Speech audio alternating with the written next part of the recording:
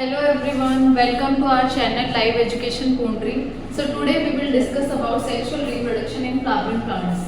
So now let's get started. तो हम सबसे पहले क्या पढ़ेंगे?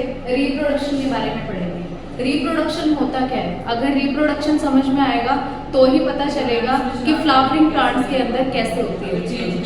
रिप्रोडक्शन होता क्या है? रिप्रोडक्शन एक बायोलॉजिकल प्रोसेस होती है जिसके अंदर दो या फिर एक पेरेंट इन्वॉल्व होता है, जो क्या करता है, एक ऐसी प्रोसेस करता है इंटरकोर्स करके कि वो अपने बेबी को क्या करते हैं, पैदा कर देते हैं। तो सेक्सुअल रिप्रोडक्शन हम पढ़ रहे हैं। सेक्सुअल रिप्रोडक्शन सिर्फ एक ऐसी प्रोसेस है जिसके अंदर बेबी को पैदा किया जाता है। ये दो तरह से होती है, एक तो होती है सेक्सुअल रिप्रोडक्शन और दूसरी होती है अपनी एसेक्सुअल रिप्रोडक्शन। अभी एसेक्सुअल क्या होती है?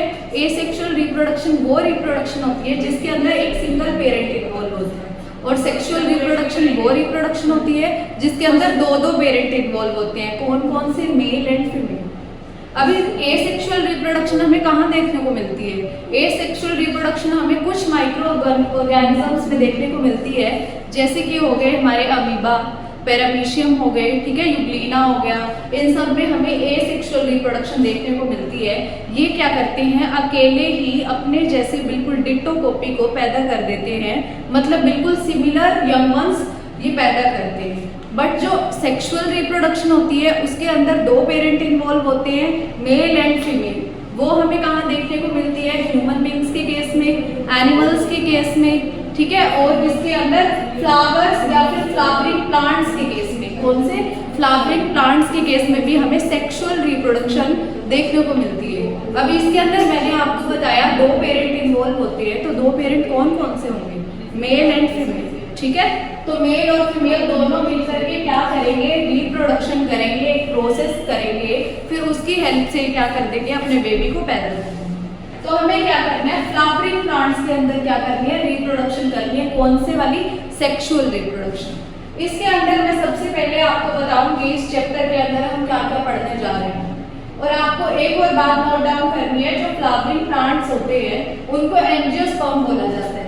फ्लावरिंग प्लांट्स को एंजियोस्पर्म बोला जाता है। उसके बाद देखो रिप्रोडक्शन के कुछ फेज होते हैं जिसके बारे में हम आगे पूरे चैप्टर में डिस्कस करते जाएंगे। वो फेज है, सबसे पहला है प्री फर्टिलाइजेशन इवेंट। सबसे पहला है प्री फर्टिलाइजेशन इवेंट, मतलब कि फर्टिलाइजेशन से पहले वाले कार्यक्रम जो भी होंगे, ठीक है। अभी फर्टिलाइजेशन क्या होती है? आपको पता है कि जब भी हम कुछ भी नई चीज बनाएंगे तो हमें सबसे पहले बेसिक यूनिट की नीड होती है ना। तो किसी भी लाइफ फॉर्म की बेसिक यूनिट क्या होती है? वो होती है सेल। किसी भी लिविंग ऑर्गेनिज्म की बेसिक यूनिट एंड फंक्शनल और स्ट्रक्चरल बॉडी की यूनिट होती है सेल। तो हमें रिप्रोडक्शन करने के लिए भी सेल की नीड होगी। तो सेल क्या होती है?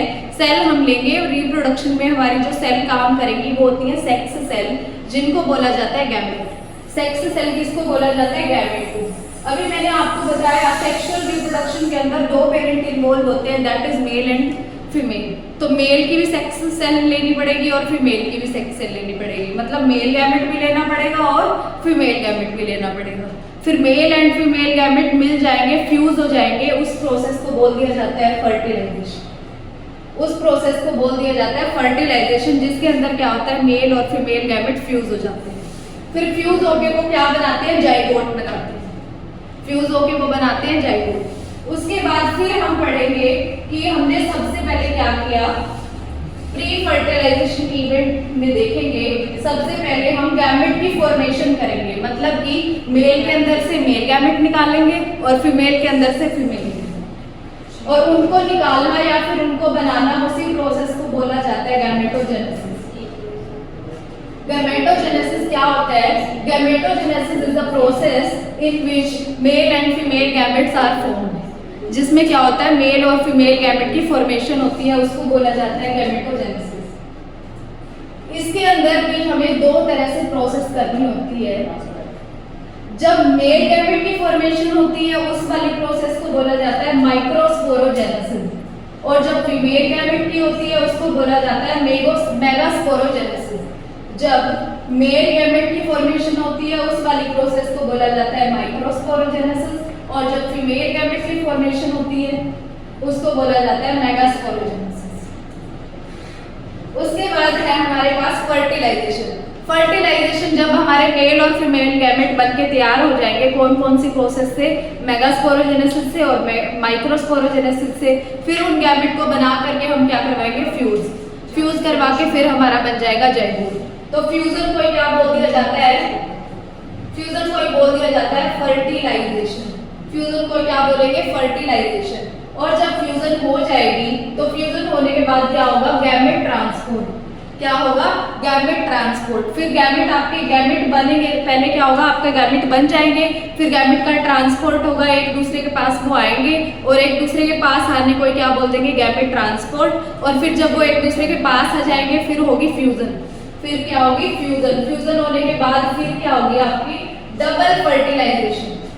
फिर होगी आपकी डबल फर्टिलाइजेशन। और डबल फर्टिलाइजेशन के बाद वाले जो इवेंट है वो है एम्ब्रियोजेनेसिस और एंडोस्पर्म डिवेलपमेंट। ठीक है, तो पूरे चैप्टर में हमें सिर्फ इन्हीं फेज के बारे में डिस्कस करनी है और ये पूरा चैप्टर हम इन्हीं चीजों से रिलेट करके चलेंगे। सबसे पहले हमारा क्या होगा, प्री फर्टिलाइजेशन इवेंट होगा, फिर उसके बाद फर्टिलाइजेशन, फिर उसके बाद पोस्ट फर्टिलाइजेशन।